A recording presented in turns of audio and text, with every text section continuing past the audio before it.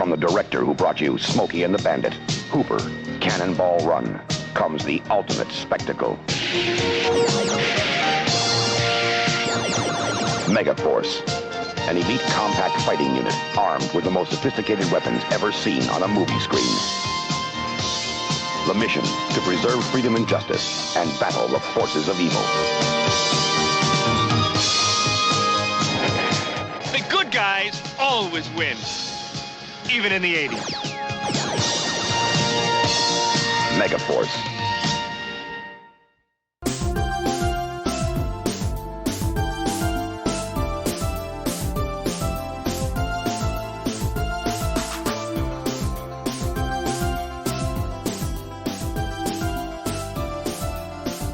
Woo! Oh, baby. Well, we've finally done it, guys. This is the big one. It's the premiere of season 6 of ReconCinemation. I'm your host, John Diner. I'm David Munchak. I'm Brett Hutchins. And this is the big one. We have an enormous episode. So big, we needed, you know what? We needed a brand new guest. We've had some other friends on the show before, but we needed someone extremely special to match the size and scale of this movie. But before we bring him on, I'm 5'6", dude. Well, all right, fine. We are covering the epic 1982 Hal Needham directed film Megaforce. Whoa. And joining us, this is a big day. Joining us is a phenomenal writer and director. It's Michael Lander. Welcome to the show, Michael. Thank you for having me. I'm very excited to talk about this powerfully masculine 80s masterpiece. That come it to is. The right place. Yeah, that it is. Yes. It has all the style points of like a Olivia Newton-John music video. Indeed. Yeah. This has got to be probably one of the most bizarre movies that we've covered on the show. You know, we've done all sorts of movies. We like to cover the whole gamut. Like we do big budget, well-known, popular movies. We do forgotten, hidden gems. But this is the beginning of what we're calling here at ReconCinemation, the sizzling summer of sensational cinematic shenanigans. So welcome for episode 1 of that series. It's John, be all you summer nailed long. it. You nailed it. You got I practiced it Good all day job. long. In front of the mirror. I know you did. Oh, but Michael, tell us, actually, you're not going to tell us. I'm going to say, Michael has wrote and directed a movie called Peacock that you can check it out now on Amazon. It is such a phenomenal film that I highly recommend everybody go see it if you haven't already. It stars Cillian Murphy. It's got Susan Sarandon, Elliot Page, and Josh Lucas. Am I correct? Is Josh Lucas, Yes. Bill Pullman, Keith Carradine. Oh my God! Oh wow! Yeah. Nice. Yeah. But it's an amazing film, and definitely check that out on Amazon immediately. As soon as you're done listening to this episode, get in there.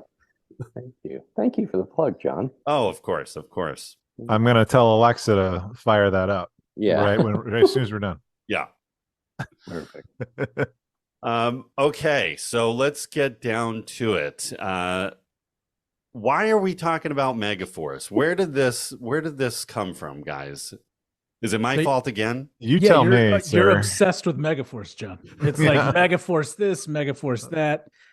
I felt like the only way for us to get you to stop talking about Megaforce was to really focus on it for one whole podcast and really just cut to the bottom of it.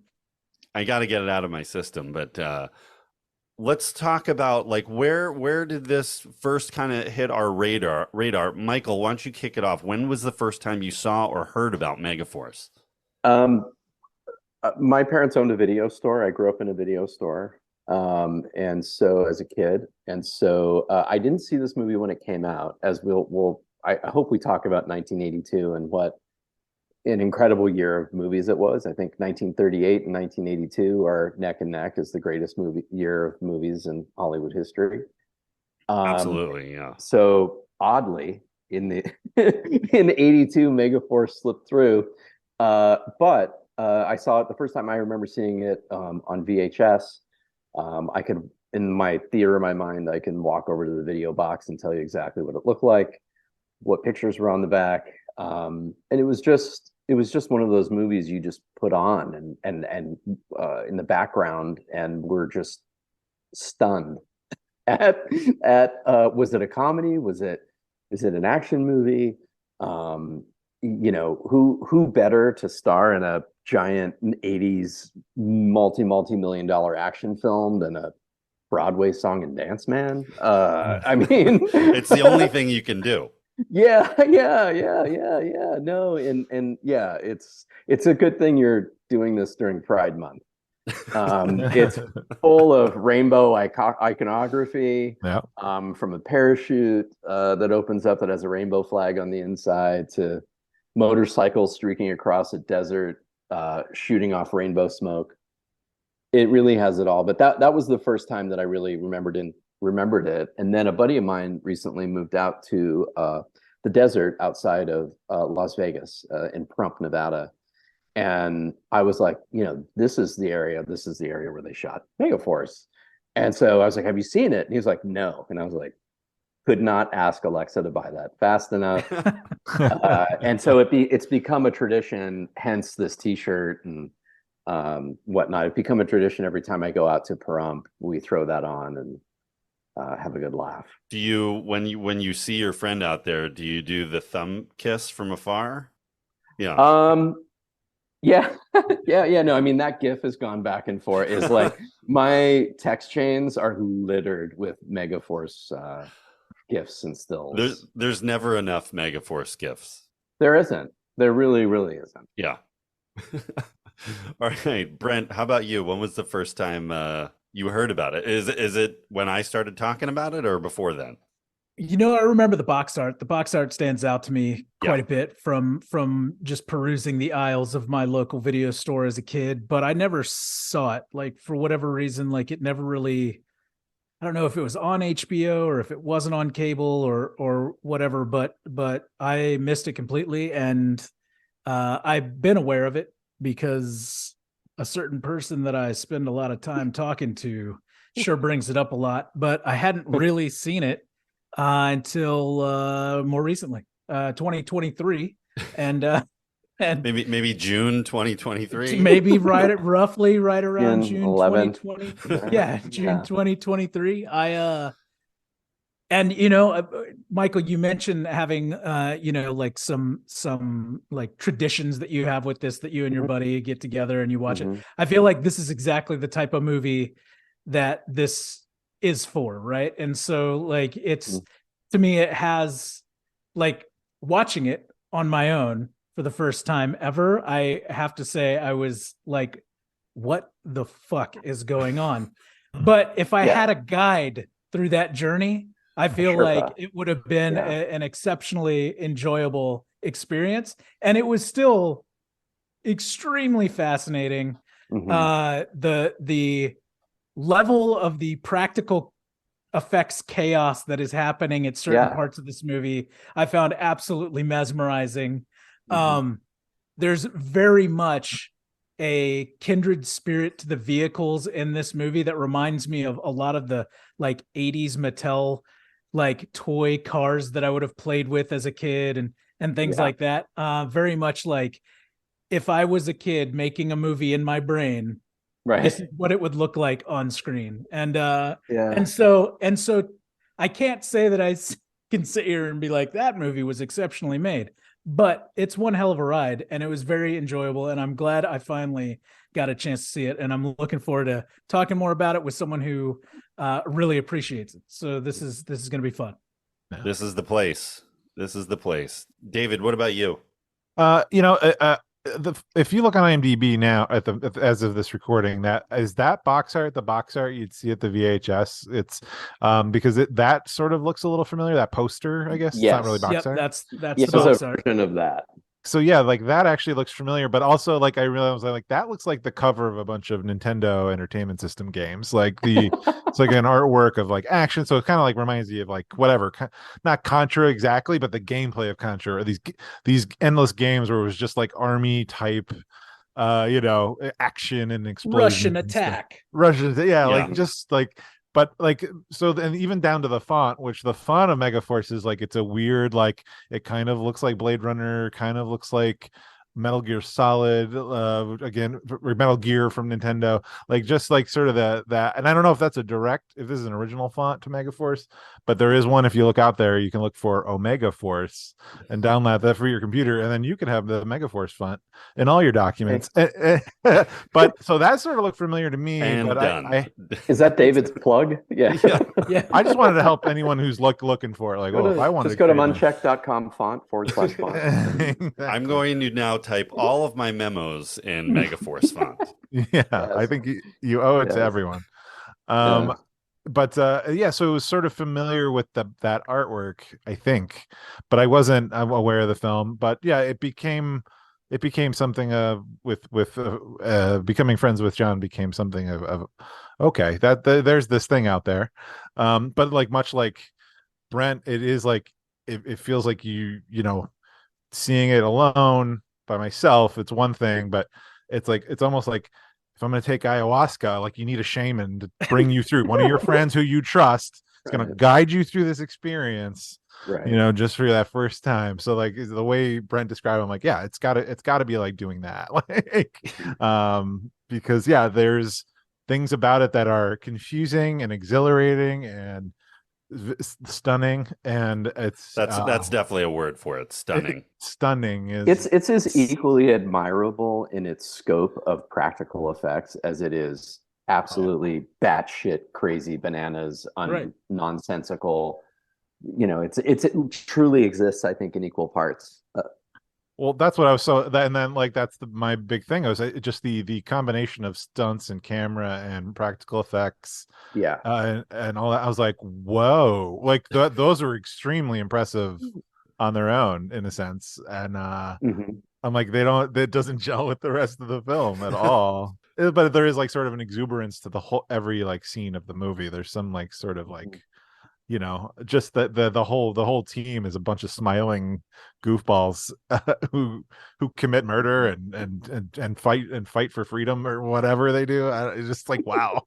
It's my favorite team of all the like super army type teams out there, mercenaries. Like they're the happiest, they're just having fun, all those guys.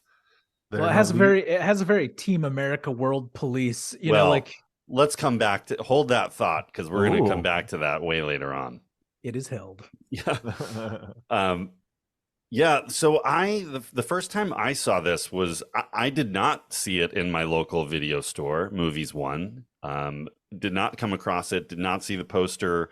I was home. It was the summer of, I think, 2000, and bored one summer afternoon, just going through the channels, and I came across Barry Bostwick in this gold outfit and that hair and that headband, and I had to put the remote down and watch the rest of this epic movie. And it was really it was the ending, and of all the things to see, the ending is maybe the most special piece of this masterpiece.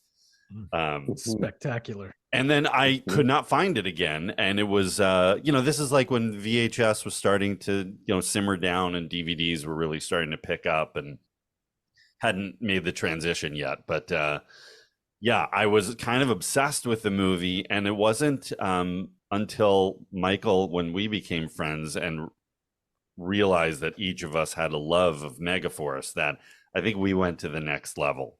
It was. It's a moment in our relationship that I shan't not forget, because it's not every day, you drop a Megaforce reference and someone is there with you. Again, because I grew up in a video store, my film nerddom ran very deep, very early, and then just got built on, at 18, 19 when I moved out. So to drop a Megaforce, a deed's not words, whatever it is. That's all you need to say, and that's all you need to say, and you're in. It's like in our Shadow episode when the secret code words that they would they would say to be in Club Shadow. So if you were out in a public place and there was a sudden crisis, and like you kind of had to gather like the people you can count on, and but among a bunch of strangers, would you guys just start shouting some catchphrases yeah, to see like, oh, find the Megaforce Yes. fans, yeah. we can take care of the next thing together. If you say deeds, not words in an emergency situation and someone echoes it back, you know everything is going to be fine. yeah, You're surviving. Yeah. Yeah, All of if you. if Yep. I'm ever trapped in an elevator, with people, the first thing I'm saying is deeds, not words. It's right. not- And I'm going to assess who the alpha is in that box very quickly. Who are we sending through that hole Through the in hatch? roof through Yeah. the hatch of the And the funny thing is, do they actually say deeds, not words in the movie? I don't think they actually That's do. It's on the I don't- poster. It's on the poster. And supposedly, and we'll come back to this. The sequel, part 2, is going to be Yes. Megaforce Deeds Not Words as the full title. Isn't it Yeah. on the patch too, though? Like they have a patch, and Yeah, it's doesn't clearly like there's What patch could you possibly Oh be yeah, talking about? I don't know. I don't know. Have you seen it before? For those of you, I'm wearing a Megaforce T-shirt that has the patch on it that says "Deeds, not words." Yeah, I mean it's clearly their catchphrase that it remains unspoken. It's a written only catchphrase. Yeah. Because it's Yeah. deeds, not words, so they don't Exactly. speak it. But Yeah. you could also scream in a a smoky mall on fire. You say the good guys always win, even in the 80s. Yeah. And That's you're right. you're gonna find your people.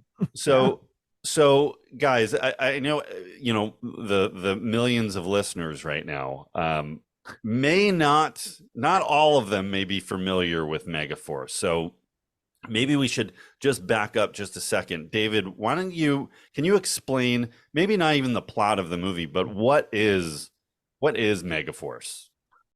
Despite official denials by leaders of the free world, sources now confirm the existence of Megaforce, a phantom army of super elite fighting men whose weapons are the most powerful science can devise. Their mission: to preserve freedom and justice, battling the forces of tyranny and evil in every corner of the globe. Just for the folks who haven't seen it, what he just read to you is literally the opening title card that is on the screen at the same time it's being read to you. Yes, read in full. They knew that reading comprehension level of that audience. Yeah. Someone said, "Hey, let's get Ernie Anderson or somebody in and fucking read this thing." we gotta grab them. We gotta grab them hard and fast right at the beginning. So Right. They knew the this isn't the assignment. Blade Runner crowd, folks. Yeah. we need a bleeding red font, and we need a powerful voice to tell us what we're about to see. How can you not get sucked in at that point? I mean, Yeah. if there were seatbelts in the theater, I would buckle it tight right there. You tighten it up. Right. Yeah. All right, well, let's go back. Let's go way back to our favorite, one of our favorite years in film, 1982. Brent, set the table for us. What's happening, quickly in the world and film, and we'll get into cinema of 1982 as well. Yeah. So 1982, although a great year for movies, was kind of a bummer year for like the worldwide actions that were taking place. There were a couple wars going on. There was the Falklands War, the Lebanon War happening overseas. There were tons. I mean, when I was reading through, like just trying to find news clips from 82, it was like there were tons of plane crashes and just like really kind of, honestly, there were handfuls. I didn't count them all, but there were a number of plane crashes, British Airway crashes, Pan Am crashes. I mean, it was more so than I've seen in any of the other years that we've been kind of studying since we've done this bit of the podcast. So it stood out. So so that was all kind of going on, but focusing on kind of more the sports and entertainment stuff. Obviously, movies that year were phenomenal. We've already kind of alluded to it a couple times, but some of my favorite movies of all time came out in 82. E.T., one of them, Poltergeist being another one, Fast Times at Ridgemont High, Dark Crystal, Secrets of Nim, Creepshow, bunch of movies that we talk about all the time, not to leave out The Thing, which is obviously a huge inspiration to many of us on the podcast. So that year was cinematically phenomenal. On the downside of that, that's the year that Vic Morrow died in the helicopter accident on the set of, of The Twilight Zone, which was tragic. 2 children lost their lives in that same accident, and that changed just how safety and precautions were approached on film sets moving forward. So that was a really big deal. And then sports wise, the New York Islanders swept the Vancouver Canucks to win the Stanley Cup. The Lakers beat the 76ers to win the NBA Finals. And then the FIFA World Cup was going on that year, and Italy beat West Germany to win the World Cup. So that was still back in the day where there was a West and East Germany before the wall came down. Yes. Yeah. That's 82 in a nutshell. Compact discs were first produced in 82 and also in Germany, which for some of us older folks were what we used to listen to music on in between cassettes and MP3s, or what you would now digitally download on your iPad or iPod or phone. Or Some whatever of us you still, listen to digitally. some of us still listen to those. Does anyone see this? Spotify. What is that? That's the Mortal Kombat soundtrack that I don't know why I have it at my desk, but I know why you have it at your desk, because it's in the rotation. Yeah, it's in the jukebox. Always. Can I add just a couple shout out movies? No doubt. Please. There are. I mean, like, my list is not comprehensive. There are tons. The verdict, Tron, Tootsie, Yes. Sophie's Choice, Gandhi. This is all in one year. First Blood, Poltergeist, Blade Runner, an Blade Runner. Yep. Officer and a Gentleman, Night Shift. It's really, really bananas. Liquid Sky. It goes on and on and on. I highly recommend everyone, particularly those of you under 40 listening to this, to just go to Wiki and type in American Films 1982, and you can just see how incredible of a year it was. And there's a lot of really cool stuff in there. Also, Firefox, starring Clint Eastwood. Yeah. That's another great trashy movie from '82. The Great Muppet Caper. I mean, dude, the toy. We've talked about the toy on this podcast before. Yeah. I mean, the list is Jackie Gleason and pretty incredible. Richard Pryor. The toy is Jackie Gleason, Richard Pryor. Yep.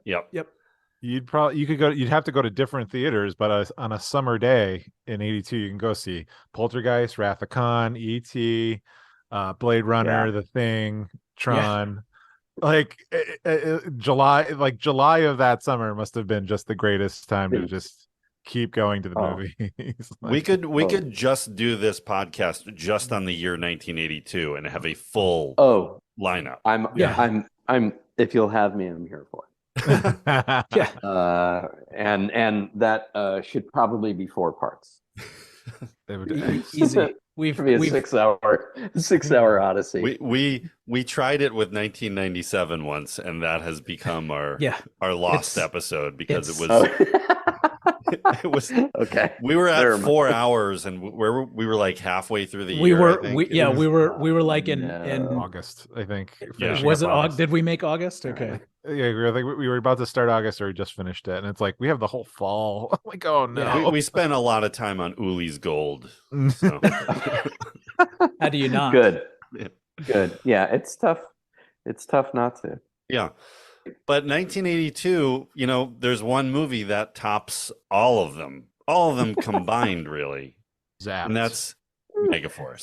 Or Megaforce. Yeah. Man, what an amazing, it is really arguably the greatest year in the history of cinema. And this movie was amongst that group. We can say that. Yeah. How it got lost, I'll never know. Yeah, it's a mystery. I have a good idea. But so how did a movie like Megaforce, so like we're coming out of the new Hollywood wave and the very heavy and dark and serious films of the 70s, and we've migrated into the 80s. Star Wars has come out, Indiana Jones has come out. I guess 2 Star Wars movies, Empire was out as well.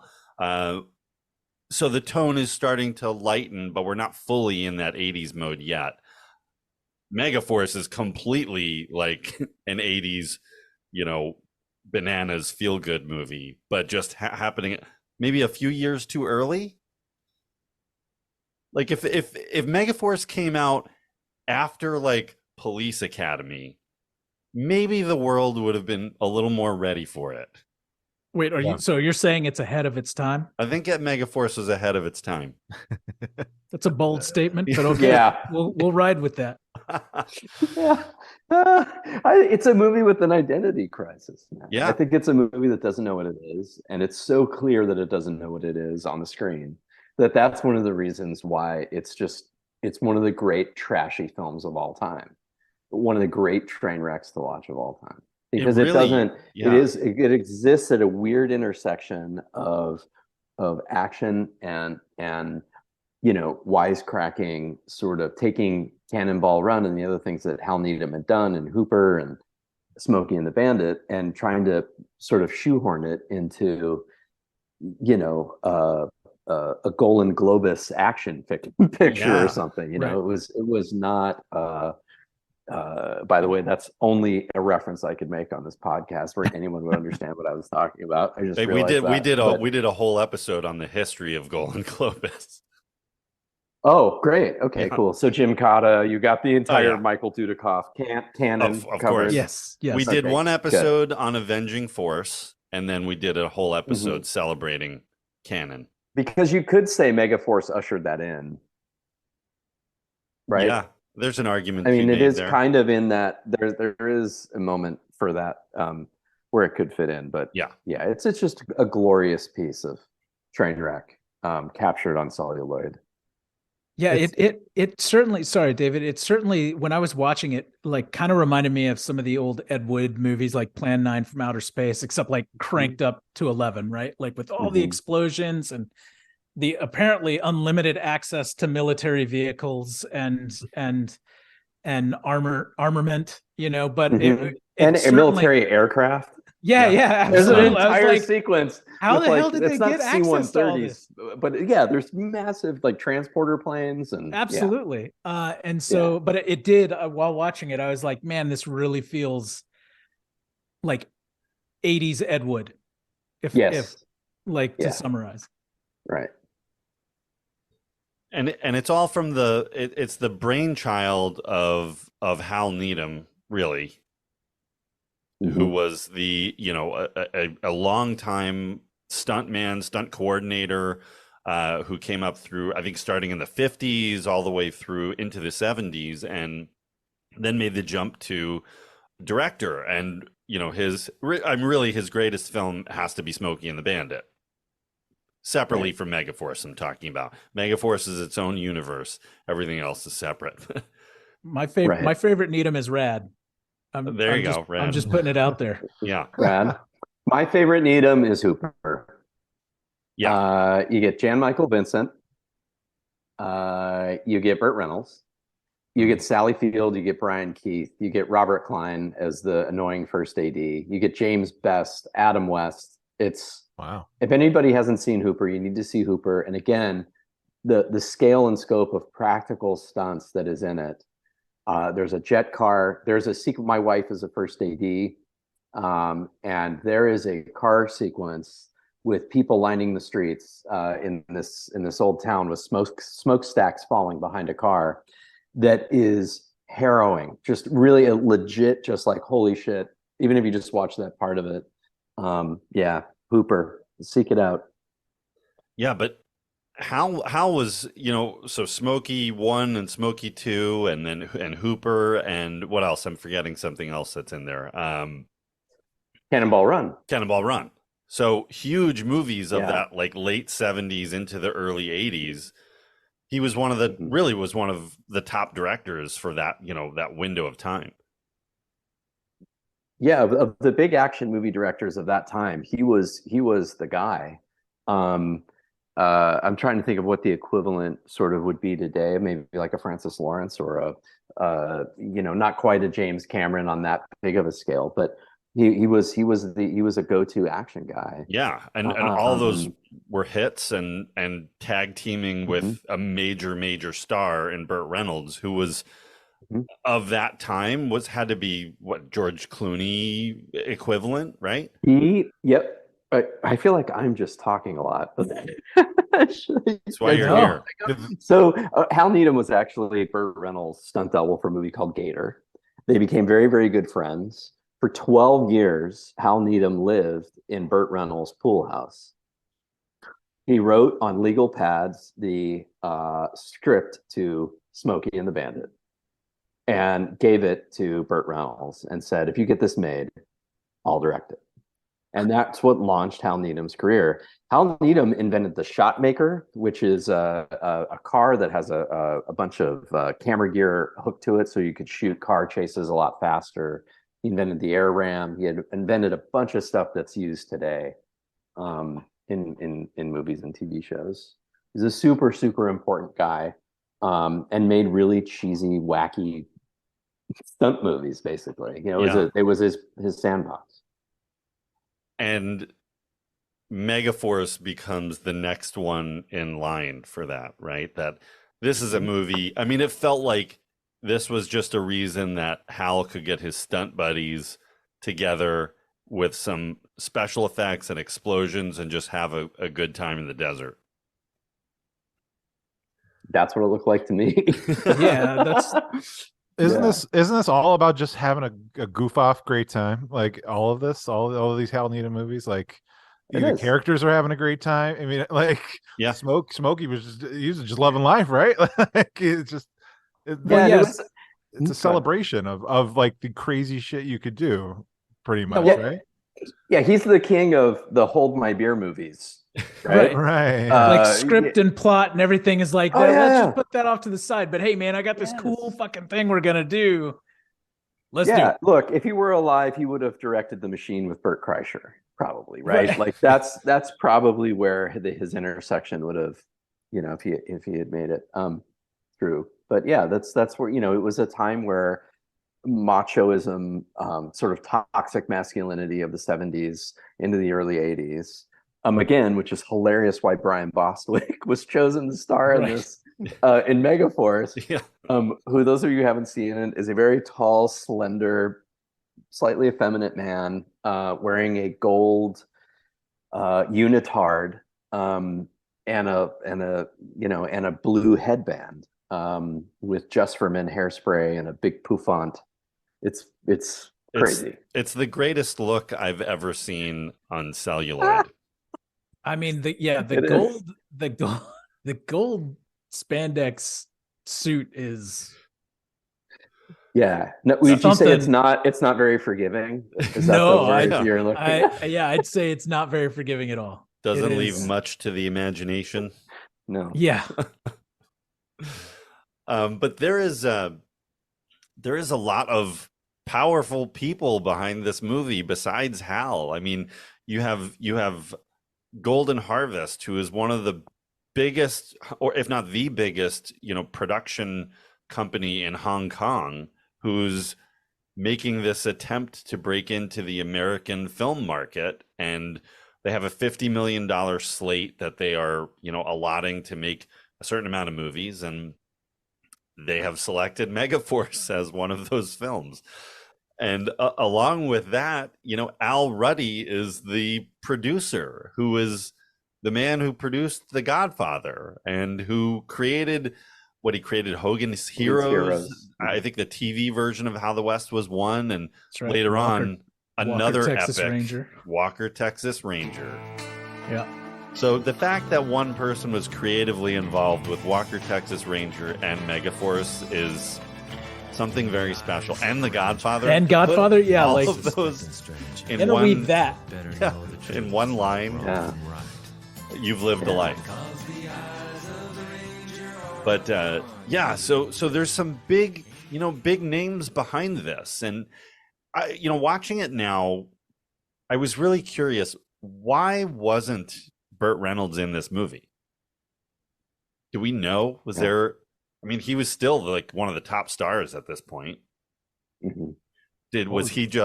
Did he know what this movie was going to be? And it's like, you know what, Hal, I'm going to sit this one out. I've got to make. That's great. I don't know the answer to that. I don't know the answer to that. I wish I did. I mean, I don't think there is one. I don't think it's. Mm-hmm. I've never heard a Burt Reynolds interview where he's discussed Megaforce, but. Well, I wonder. I wonder. Someone find those lost tapes, please. Was he in something else at the time? I'm sure. Kind of an interesting question. But I can't see him. I can't see him in this movie. Like maybe as Guerrera, but not as. I can't see him as Ace. He's not right. That. Are you talking about Henry Silva? Oh, I sure am. Yeah. Yeah. Yeah. For those of you who don't know, Google Henry Silva.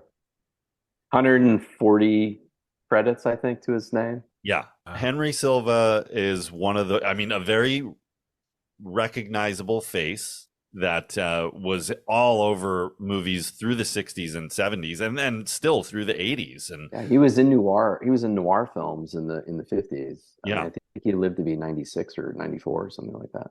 Yeah, and he was in The Manchurian Candidate. He was in. I feel like he was in a lot of the Rat Pack movies. Yeah, he's in Ocean 11. Yeah, he's in Ocean's 11, and yeah, he's been in a ton of stuff.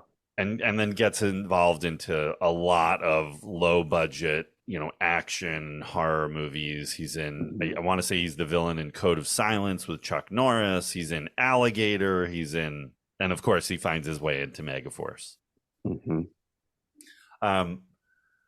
Let's talk about the plot though, because and it'll be a quick discussion. More plot? Let's analyze that real quick. What is going on in this movie? Is it even clear what the story is? Because it's very clear, like David walked us through in the beginning, what Megaforce is. So we understand clearly what this team is.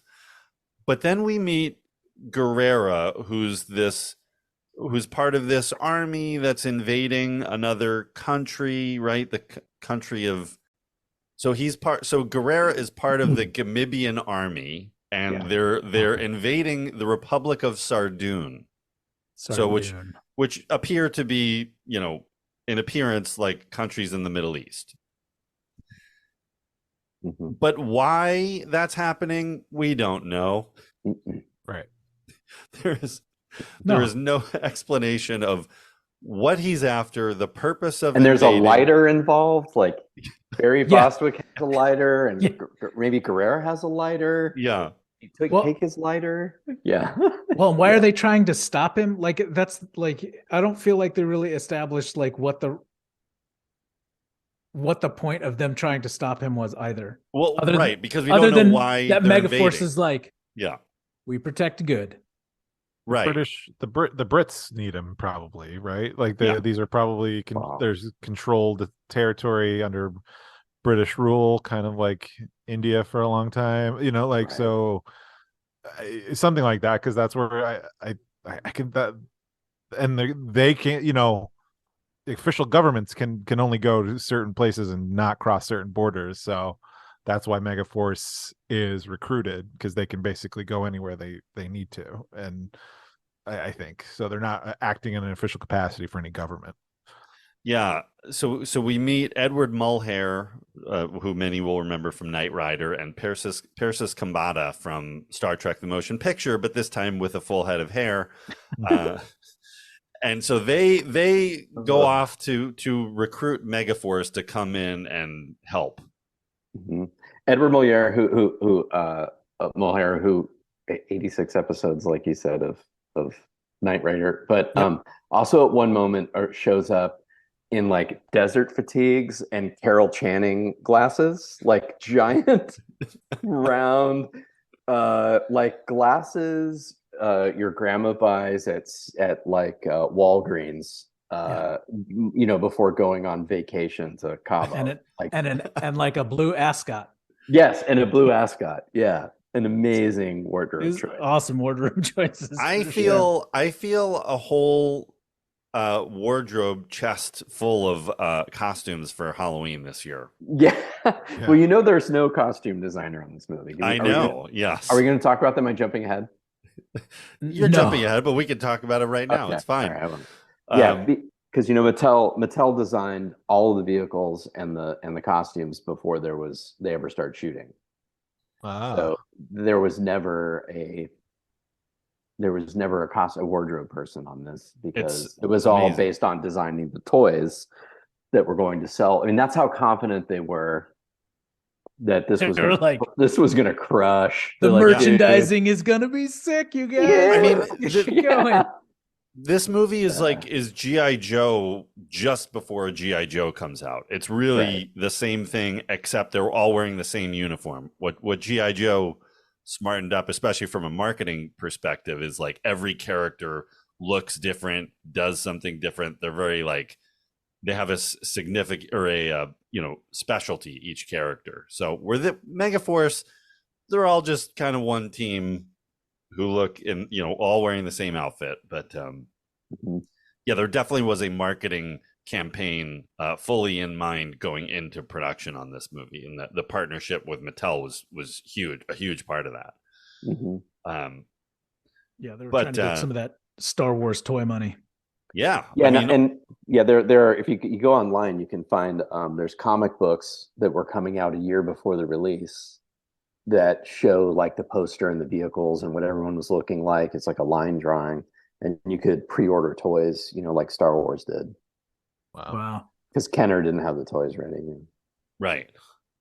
Yeah. So there was the comic books, there was the Matchbox cars, right? And that I definitely had. I definitely had a bunch of these. Did not realize it was Megaforce at the time, but and then there's an Atari 2600 game, which we must track down. Yeah, we got to find that. I need to play that online. Yeah.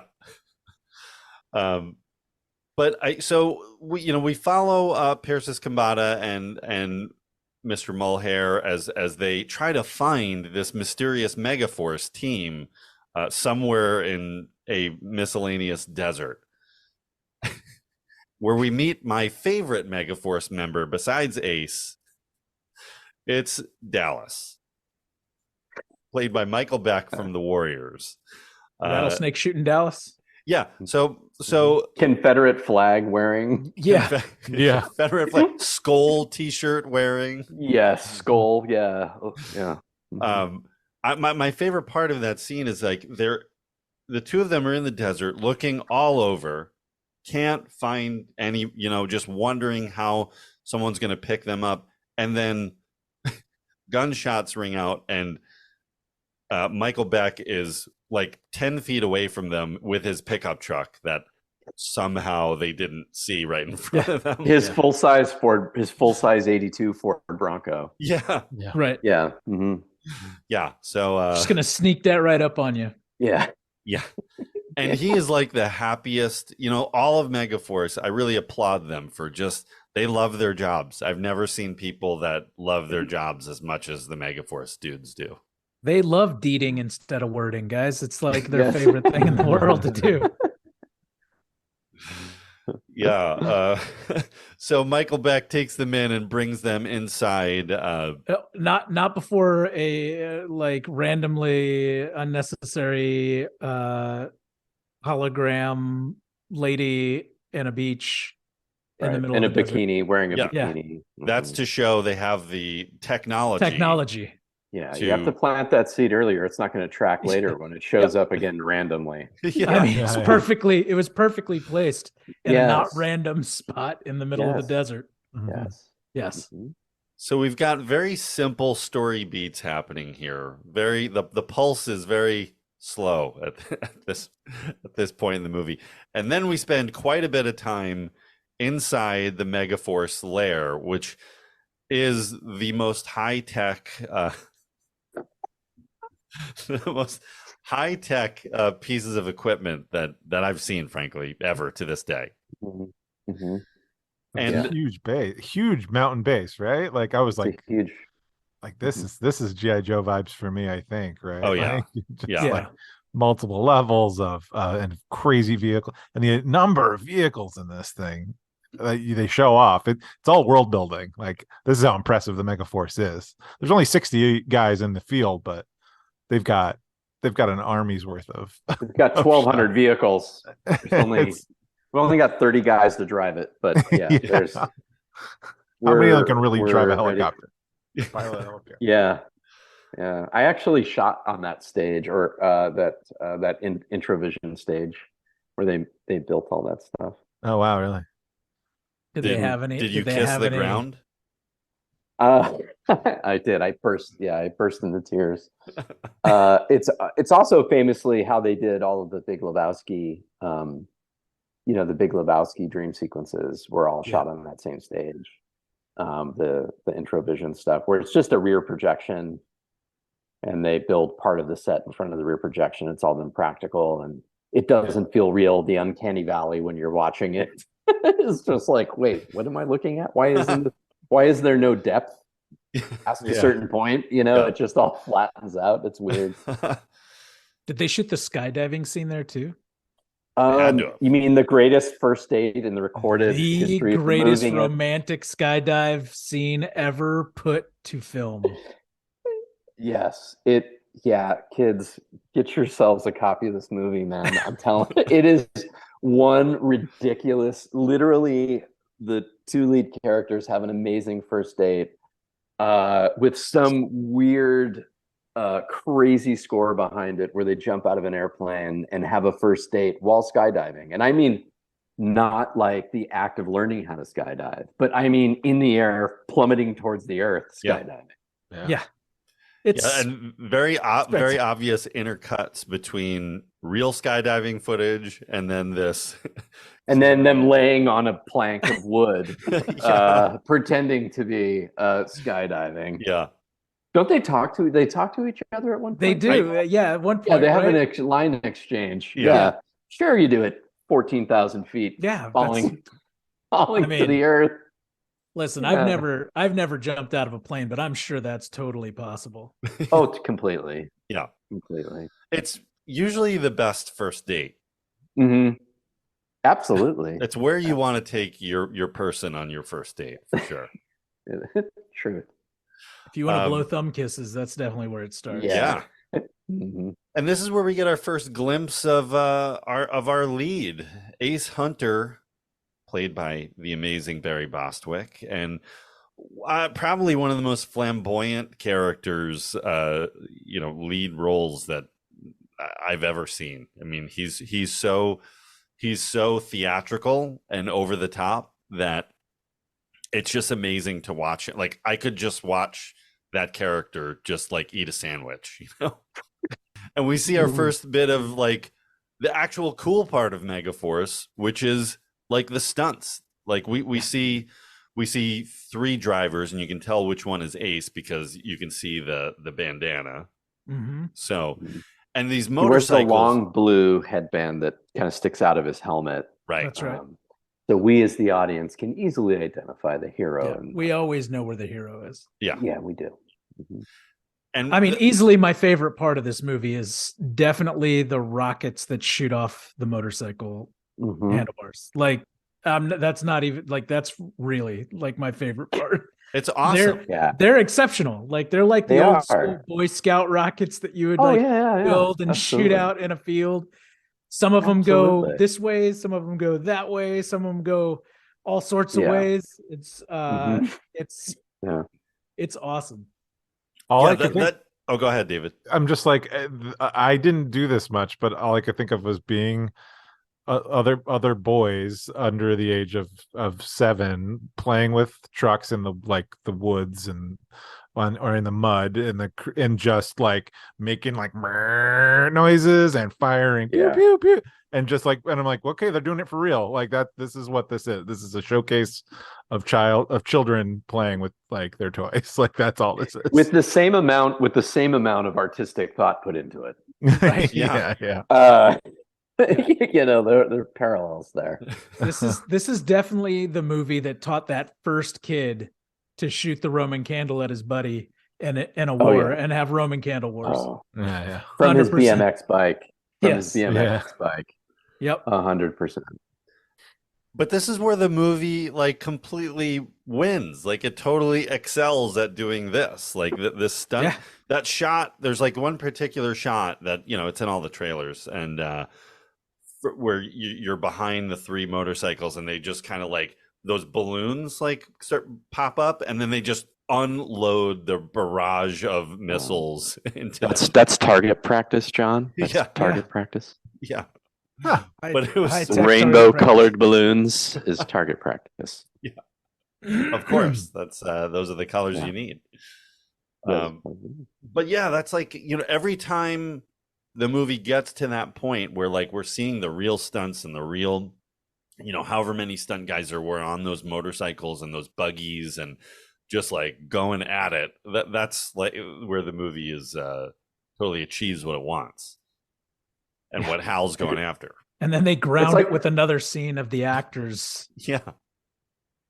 just chewing the dialogue. And it's amazing. Totally. Like, let's cut to Ace version. inviting her to dinner for 20 minutes. Yes, absolutely. While he's rimlit in magenta light, wearing a giant ascot, and wardrobe clearly ripped off from Star Trek. Like, oh yeah. They're sort of, we'll call them their dress uniform, I guess. Yeah, their dress blues. Their dress blues. Yeah. But this movie really is like, it dawned on me when I started accidentally talking over John. Sorry about that. I'm new at this podcast game, but it is like watching the best amusement park stunt show you've ever seen. It's literally, you're like, where this had to have been at Universal Studios at one point, right? Like, it's literally, that's exactly what it looks like. And in fact, across the street from Universal Studios, asked John about this. There was on Ventura Boulevard, there was a place that built cars, specialty cars for movies, and they had one of the Megaforce cars right out in front of it forever. It was the one that kind of looks like the doorstop with 6 wheels and light. Oh yeah. Yeah, the movie is just so, and I think that's the attraction of it, right? Is it's so fascinating that it jumps from this really cool action stuff to this bananas bizarre kind of a story, but you're just watching these weird characters for really long periods of time, and then you get another action beat. But it's hard to say what the plot is at this point, even because they're just they're going to invade, right? They're going to fight back against Guerrera's Gamibian army group, but it's a long build to like, they've got to walk through all their technology and everything that they can do, and then they've got to get in their plane and get on the move, and then they finally get to where they're going. But it's a really long time in between those sequences. With George Firth popping up every once and again to talk about the technology. Yeah, right. George Firth, who's in like a million movies. The second you see him, you'll know who he is. He's one of the great character actors of that time. He was in Butch Cassidy and the Sundance Kid. He's the guy guarding the safe on the train that they keep blowing up. That's right. And he's in Blazing Saddles. And he's in a ton of The Man with Two Brains. Stuff. And correct me if I'm wrong, because I don't know if I kept up with the story as it was unfolding, but don't they kind of just pull the plug on the whole Megaforce acting against Guerrera, Well, like in the third act, and then they're like, "Nah, we're gonna do it anyway." Well, yeah, this is where I get a little lost. But these, so they go to invade, and then Guerrera comes to them, right? And we realize Guerrera and Ace are like, I don't know if they're best friends, but they have been very close friends, and they have thanks to the lighter scene at the dining room table. Yes, when we learn about the lighter. Yeah, there's a whole history between these two characters, and they are the friendliest bunch of guys. It's like if JFK and Castro were secret best friends. Yeah, I love you. I'm gonna kill you, but I love you. Yeah, that's a great comp. JFK and Castro. Yeah. And there's a lot of, it feels like there's a lot of improv dialogue going on, maybe, and they're just kind of winging it. And I don't know. It's so and the whole time all of the Megaforce dudes are just Dallas and Zachary Taylor, who's my other favorite Megaforce member, who are just smiling, and like they don't quite get it, but they're still having a good time, and they're allowing it. They're allowing the number one villain that they're fighting to come directly into the center of their camp, to their leader, and then the big sequence at the end. Yeah. Where Hal Needham decided to cast himself. Yeah, he's the guy in the truck, right? He's the guy in the truck. Oh, that's awesome. As like kind of a commander. Field commander. Yeah, he's the guy with the southern accent. I think he's from Tennessee or something. It's a southern accent. Yeah.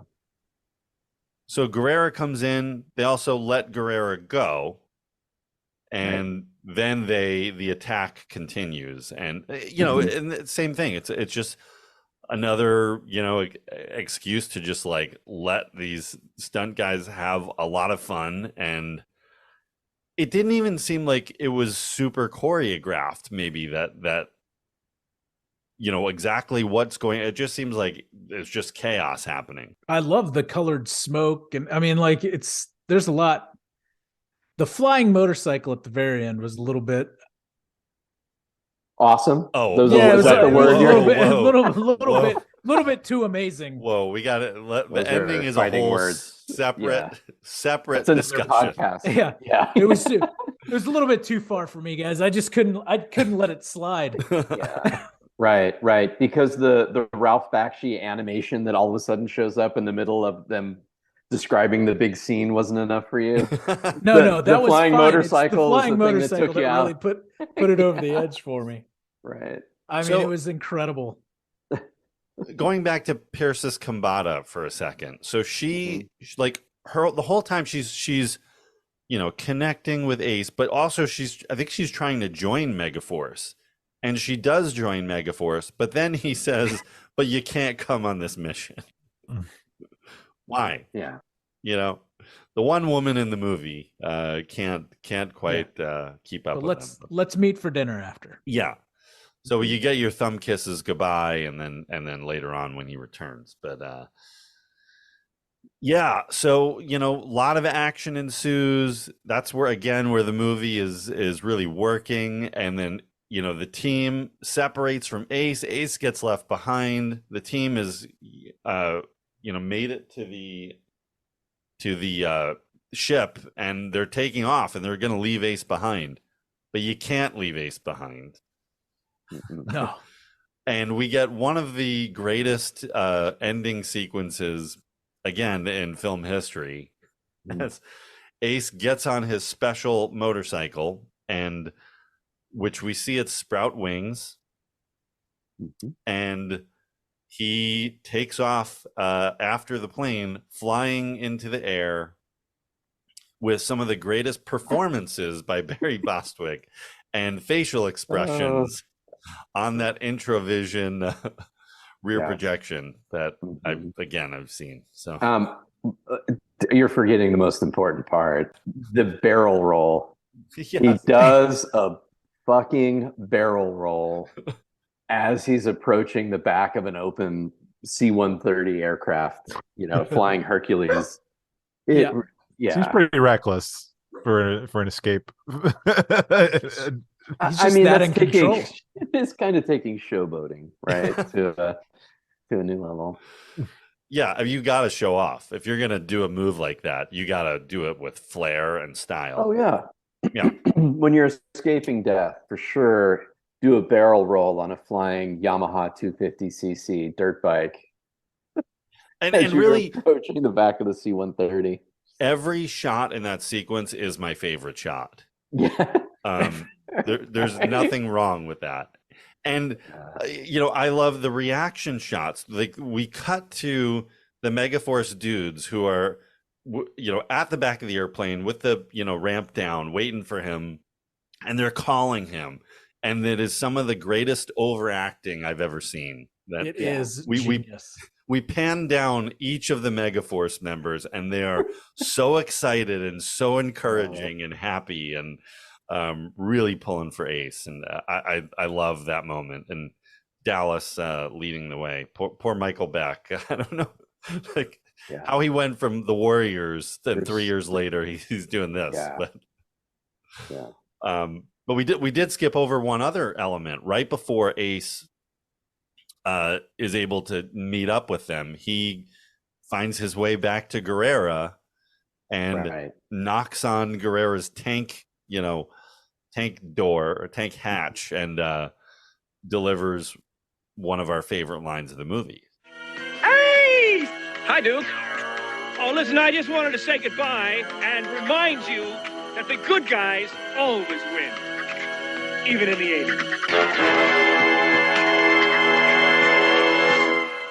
What can you say after that? Well, and it's an extension of their conversation about how things were different in the 70s, like warfare and conflict. And, there were essentially that there was a sort of black hats and white hats, good guys and bad guys. And Guerrera's argument is sort of like that's not what it's like now. And the bad, I think the bad guys, are quote unquote, the bad guys can win as far as Guerrera is concerned. Right. And so, this is the big comeback. This is the big slap in the face to him that the good guys always win, right? And Guerrera's equally excited about Ace getting away. Yeah, he loves it. He is legit cool with it. He's like, why are you fighting if all you want to do is for each of you to live and thrive? Yeah, I like that just overt positivity among everyone. It's they live to combat another day. Yeah. I mean, clearly leading up to a sequel or two. I mean, Barry Bostwick was signed for a 3-picture deal for this franchise. Heck yeah, amazing. He probably team up with Guerrera by the 3rd movie. And he went from Pirates of Penzance on Broadway to this. And whose idea was that? Was that Hal's idea? Do we know whose idea that was? Who saw Barry Bostwick in Pirates of Penzance on Broadway and said, "Hey, what was the budget on this movie? Like 30 million or something? 40 million? It was huge for that time. 20. It was 20 million. 20. Yeah. 20. Yeah. Okay, so that's 100 and something million today. Yeah. Yeah, that's huge. Like, who said, like, oh yeah, the guy? And there's actually, there's a line from Pirates of Penzance they reference in the movie. I'm the very model of the modern Major General. All right, is from Pirates. That movie, yeah, from Pirates. Like, that decision alone, you're right. Like, where's Burt Reynolds at this point? Where's Chuck Norris? Where's Did they see the outfit and go, yeah, no, I'm good, man. I think I'm busy that week. Yeah. But this was, I've read interviews with Barry Bostwick, and there was like people were vying for this role, and it was a big movie, and there was a lot of expectations for it. That I think there was like always, there's people who turned it down, but I think there was an equal amount who wanted that role and didn't get it, and it ended up with Bostwick. And I don't think he regrets doing it, because at the time, not knowing what it was going to be, why would you say no to this? Right.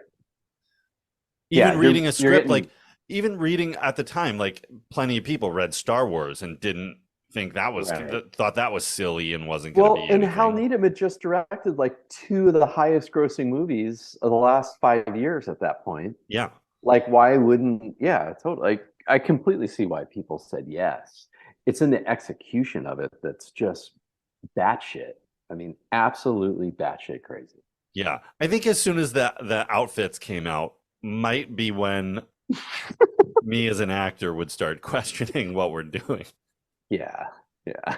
But don't you think they would have waited for that reveal until everybody was on set and had signed the contract? Yeah. Yeah. Right. Totally. We're going to shoot any scenes in that wardrobe last. That's, which was yeah. all of them. Yeah, totally. That's the old joke about Ned Beatty showing up on Deliverance. Like, I don't have pages 19 and 20 in my script. Does anyone know why I don't have pages 19 and 20 in my script? It just says I go up the hill with these guys. Yeah. Yeah, they just wait till the last minute to drop that. Yeah. The outfits. Yeah, to answer the question from earlier, Burt Reynolds was at this time doing The Best Little Whorehouse in Texas, which also came out in 82, right? Which also came out in 82. And then he directly followed that with Stroke Race? Stroke Race. That's right. Yeah. Unavailable. Yeah. But I mean, Stroke Race was with Needham again. So yeah. You know. So maybe he was just trying to mix it up a little bit, because I think right before he was doing Smokey and the Bandit 2. Is that right before? That was 80, I think. Oh, okay. But well, and then Burt went into his like Cannonball top Run mode afterward. In the mid 80s, he kind of switched to Sharky's Machine, Stick. Sharky's Stick, yeah. Mm. I loved Stick as a kid. Oh yeah, I loved Sharky's Machine. Dar Robinson. If you haven't done a show on him yet, kids Google Dar Robinson. Somehow he was kind of the other Hal Needham, but he didn't direct, and he was considered to be probably the greatest stuntman that ever lived. Yeah. Church bell size balls. Yeah. And we haven't done an episode actually at all with Burt Reynolds. So we're gonna change that real soon. We've got one coming up in our lineup. So we did Megaforce before we ended up doing Burt. So it's the lack of Burt and Megaforce that's going to lead us to do Burt. Exactly. That's that equation. That's what comes after the equal sign. Yeah, that's right. That's it. It's going to be a Reynolds-a-thon here in July. I could see Burt as Guerrera though. I could see it if there's a comes in, he does 4 days and he's out. Exactly. Yeah. Smoking a cigar the whole time, Right. Doing a bump in the trailer with Hal. Yeah. Yeah. Got an 18-hour shoot day. Let's get through this like we do. But then he would have overshadowed Bostwick in those scenes. Those would have been a whole different tone. Oh yeah, the lighter scenes would have and I mean like lighter as in light your cigarette scene would have been totally different. Yeah. What was that? So there was like the backstory was Ace's lighter that he left behind, but then he thought Guerrera stole it. And I don't know. I think it was just to build some history between them. Totally. It's incomprehensible. He accuses him of being drunk when he took it. Yeah. It's a shit show. I have no idea. It's a word salad. That script is a giant word salad. It's a red herring. Yeah. Yeah. But and then the movie really just like Megaforce gets away. They've basically destroyed Guerrera's army, but yet haven't actually killed anybody. Nobody dies in this movie. We see lots of explosions, and we see a couple people roll off or out of their vehicles, but everybody's okay. Hundreds of disabled tanks. Yes. Yeah. An entire soundstage full of miniature tanks and miniature dictator lair gets destroyed in this movie. Yeah. Yeah. Yeah, there was a hobby shop somewhere that made a fortune off this movie, selling little houses and oil rigs. Oh, that reminds me, the miniature explosions. Sorry, I'm going way back to the beginning of the movie. The miniature Right. explosions when Guerrera attacks the initial that town. But whatever that like factory or whatever it is that he's like blowing up, like they're literally like circular holes in the walls that have been left. Yes. It looks like Yes. like Yeah. particle board that is. It looks like perforated cardboard. Oh my gosh. You know, like an egg crate or something. Yeah. Oh, I feel like Hal must have just said, "Good enough, let's go," over and over. Let's get to the rockets on the motorcycles. Yeah, 100%. Let's spend our money on the explosions. Yeah, art department, get out of there. We're shooting. Mm-hmm. Oh man, so yeah, it's an amazing movie that I a big example of like kind of what could have been, and maybe different hands, like what this movie, it really could have been huge. Like it could have been a massive franchise, think Fast and the Furious, but in 1982. It could have been that, but it was just, I don't know if Hal Needham it was ever the greatest storyteller. He made a lot of fun movies where everyone's having a good time in the movie, had a good time making the movie, and that's very apparent with mostly with his Burt team ups. Right. But as far as a story devices and plot, they're pretty thin, and Megaforce may be the thinnest. That is something him and James Cameron have in common. Yeah. Saying, "Hey-o." Sorry. It's a legit call. Yeah. I feel like this is not always the case, and I feel like more often than not it's the opposite of this, but this may be a perfect example for why you don't have a singular creative voice on a project without some kind of like checks and balances, right? Like some kind of like grounding, effort from others. And you know what I was thinking about watching it this time too is Al Ruddy. So if you watch that Paramount show, The Offer, where is that Al Ruddy here? Because according to that show, he's the guy who really made The Godfather. Forget Coppola. It's all Al Ruddy who made that movie happen. If you believe what's lined up in that show. But so where is that guy crafting and the guiding hand for Megaforce? I mean, maybe it is a case of what I think Brent was just saying, where maybe this is a perfect example of a guy who had made the studios tens of millions of dollars in the previous 5-7 years. And they were like, "Hey man, he's going to deliver us, even if it's half as good as Hooper and Cannonball Run and Smokey and the Bandit. If it's half that, we're golden. Like, just let the guy go." Yeah.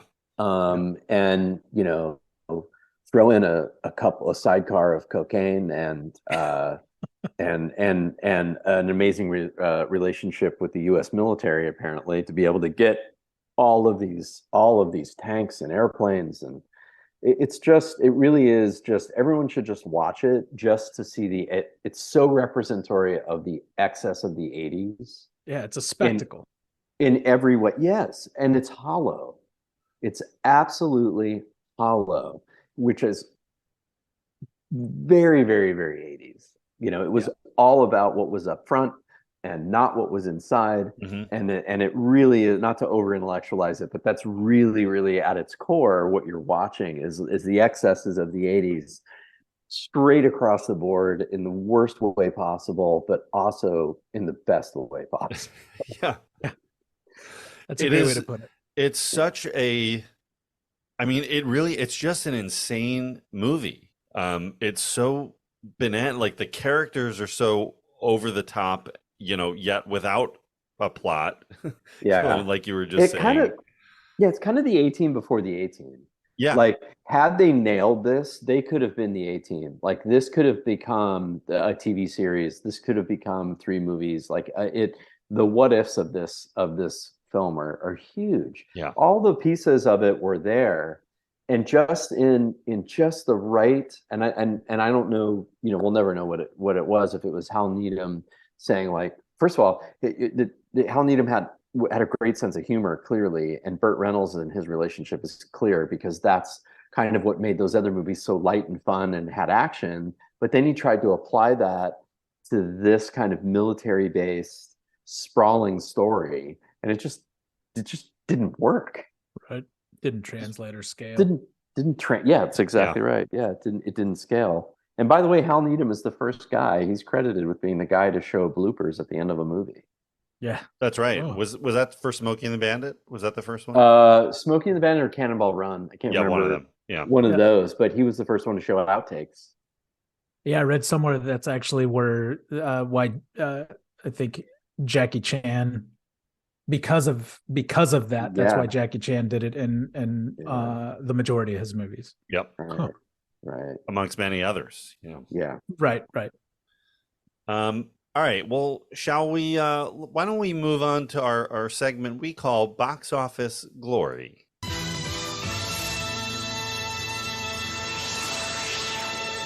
We're going to take a look at how it did. What were the numbers here, and how did it do when it got released? So, Megaforce has a $20 million budget. It opens up June 25th, 1982, at number 9. Oof. It opens up against The Thing and Blade Runner. So heavy competition that day. It lands right between The Thing, who also did not have an amazing opening weekend, and a re-release of Bambi. So sitting at number 9. It has a $2.3 million opening weekend. Grand total domestic run is $5.6 million. Oof. So it is a tough loss for Mr. Needham and the folks at Golden Harvest and Al Ruddy, but it doesn't even crack the top 60 at the box office in 1982, which was headed up by E.T., Tootsie, and An Officer and a Gentleman. Mm-hmm. So, by the way, $20 million is $63 million in today's. Yeah, which is still a lot of money. That's a lot of money. Yeah. Like there are big action movies, maybe not Fast and the Furious, maybe not Avengers Infinity War, but there are big action movies that are still made for that kind of money. For sure. So we mentioned, it did have there was a whole marketing campaign. We spoke about it earlier. We've got Matchbox cars, the Atari video game, the Hot Wheels playset, all that, or some of that brought on by Mattel, and the deal they had made to probably add in some financing for this movie. And but one of the bigger lasting impacts it had was on a couple of young filmmakers named Trey Parker and Matt Stone, who readily admit that Team America World Police was their homage to Megaforce. Fuck yeah. America, fuck yeah. Exactly.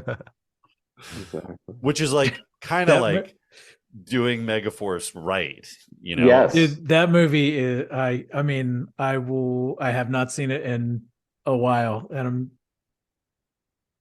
nervous to assume that it holds up and is probably will get somebody canceled, but that movie's fucking hilarious. Yeah. I mean, they took like what happened with Megaforce and really spun it the comedic way, and obviously with the the puppetry and the the style they chose. Thunderbirds. Like worked perfectly for what they were doing. Yeah. So where does Megaforce kind of sit in the world of cinema now? Is it do we qualify it as a cult classic? Does it have that big enough of a following? I would say so, probably.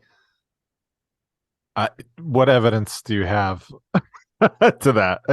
I mean, do people go to cons There's or two of us do here people on this. talk? Like, yeah, I mean, 50-50. like, Yeah, I I mean, get it. Like, I'm sure there's plenty of people that are aware of it and all that, but I mean, I don't know. I think those who enjoyed it, years and years ago, I think probably have a love for it still that continues. Right. Again, I think that part of that is probably based on seeing it with other friends and being able to like create traditions based around it, similarly to like a Rocky Horror Picture Show and like being able to like recite the lines. Like this to me is one of those movies that you go see in a theater and you can yell at the screen and be an active participant in some of the stuff. I think that it would hold up in a world and a platform like that. I don't know if that happens. I'm not aware of that happening. Yeah. I think if it did, I would go check that out for sure. But I don't know if it's actually like cult status. I know that there are people that love it, but does that equal cult status? I'm not sure. I don't think it's got the cult status of, I don't think it's got the status of Rocky Horror, but I think there are a lot of people that you'd be surprised that there's a lot of people who like this movie quite a bit. I mean, I wouldn't be surprised. I believe that to be totally true. I just haven't. This is like I've just been introduced to this Megaforce world, and we just had our College of Santa Fe reunion, dipping into our personal life for a second. I recall that. Just very recently, and somehow we made it through that entire weekend without me busting out Megaforce and making everybody, because you're right. Like if we had watched all that as a group, we would have had, like we did with all the Friday the 13th movies and our marathon that we talk about regularly. Yes. That's part of why we love those movies so much. Megaforce would have been the same. You're right. You didn't bust out Megaforce. You did bust out every possible student film that we made while we were in college, which I mean, in comparison has very, very numerous similarities to Megaforce, and no, you can't forget Night of Revengeance. It's a classic. I would say the fact that Matt and Trey made a film that parodies this cements it firmly as a cult film. That's a valid argument. Yeah, and I think I agree with John that it's not, we're not in Big Lebowski cult land. We're not in Rocky Horror Picture Show or something like that. But I definitely think that there is a huge swath of us, maybe of a certain age, who identify with this movie in a way that is good. And I would say, like, anyone listening to this, if you haven't seen the movie, I would recommend that the first time you watch it with friends, because totally. The interactive experience of showing this film to someone for the first time and being able to talk about it, it's its own Mystery Science Theater 3000. It makes its own gravy as you're sitting there watching it, and it's really, really, don't watch it alone. Watch it with, order food, have some beers, do whatever you do, and watch this as a communal experience. I would love nothing more than to see this projected. I've never seen it projected. I've never seen it in theater. But what you're talking about would be a great way, I think, Alamo Drafthouse or something. Yeah. I'm going to call I guarantee you, if Alamo Drafthouse did this and put on IG, hey, we're doing Megaforce, blah, blah, blah, it would sell out. Yeah. I'm going to call my new local theater, Vidiots, which has returned and is very close to where I live. I'm going to call them up and start harassing them until they book a Megaforce screening. Yeah. And I guarantee it will sell out as well. Well, when let's get tickets. I'll fly in. I'll definitely be there. Yeah. That's the way to watch the movie. Gold spandex, Brent? Maybe. Definitely a blue headband. Blue headband. Blue headband for sure. Yeah, you've got blue the headband beard. will probably not get me arrested. The gold spandex might. Oh my God. Well, I don't know what else we can say about Megaforce. It's a 12 star out of 10 for me. So yeah. For Watch so it many with friends. reasons. Yeah. But Michael, thank you so much. I can't thank you enough for coming on and joining us and being an expert. And wait a minute, I'm actually getting a letter handed to me with the Megaforce logo on it. And yeah. Yeah. It's a press release that Commander Ace Hunter is stepping down as leader of Megaforce, and Michael, you've been named the new leader of Megaforce 2.0. Congratulations! Congrats. Wow. Yeah, please call me Deuce. Mazel Call me tov. Deuce. Yes. Deuce. Call me Deuce Hunter. There's only one ace. Yeah, there will only ever be one ace. Yeah. I will happily take on being Deuce.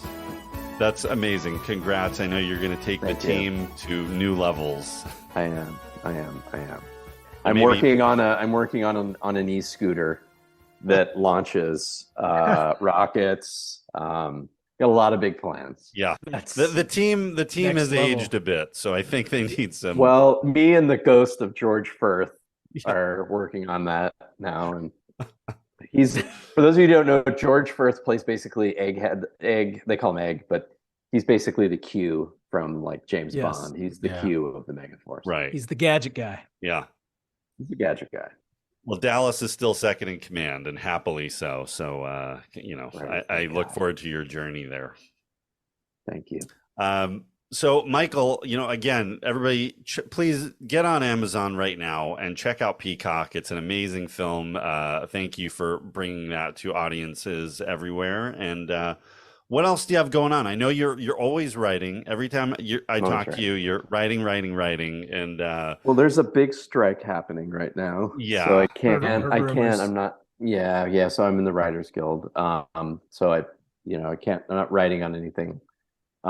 Right now, I do have an article that I've been working on with GQ that should come out sometime in the fall. A big kind of funny, crazy about a beer company in the 70s, based on true story, kind of like an American Hustle kind of vibe. Nice. Yeah. And then I optioned 2 TV shows just before the strike. So I'll get back to writing those when the strike ends. What else? I wrote. I made a new sort of short film proof of concept for a feature film I'm working on, and that'll come out right after the strike as well. I'm on Instagram at Lander Film. You can follow me there, and I'll give you updates and all that stuff. Yeah, nice. That's great. All of that is very exciting stuff. We will. We can't wait for this strike to come to an end whenever that we get to that point, and everyone can get back to work and get back to writing and finish all the cool stuff that you're working on. So can't wait to see man. that. Well, and thank you guys for having me. Thanks for being here. This is only like my second podcast, so hopefully I didn't shit the bed and talk too much. No, great. You were great. Thank you. Thank you. And yeah, there's not it's not every day I get a call to talk about Megaforce. So well, now we got to find other movies you want to talk about with us so that we can get you back. Believe me, I'm ready. I've got ask John. I sent him my spreadsheet. So nice. All right. Yeah. That's right. Well, you'll be back. So this is just the first of many. So awesome. Thank you. Thank you again, and anybody listening, don't forget to check us out. We're on social media. We're at ReconCinemation Podcast on Instagram and Twitter, and check out our archives at ReconCinemation.com. We've got a great lineup coming up in season 6, so stay tuned. We've got our sizzling summer of sensational cinematic shenanigans, and it's a fun lineup. So I think you're really gonna love what we're doing. We may not be doing The Godfather, but we're going to have a lot of fun this summer, and we'll have other special guests returning. So we're going to have lots of fun. So stay tuned for that. Thank you to E.K. Wimmer for our theme music and Curtis Moore for our posters as usual. And we will see you next time on ReconCinemation. Take care. Bye now.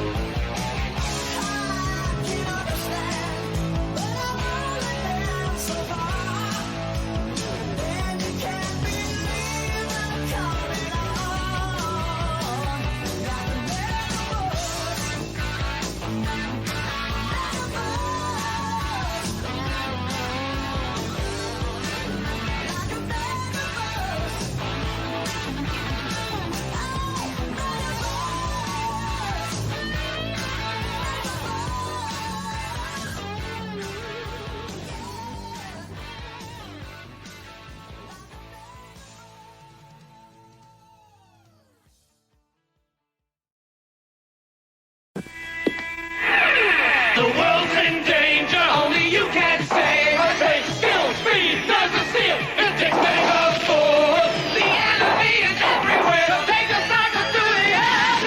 Rocket, fire, thunder, no momentum, Megaforce.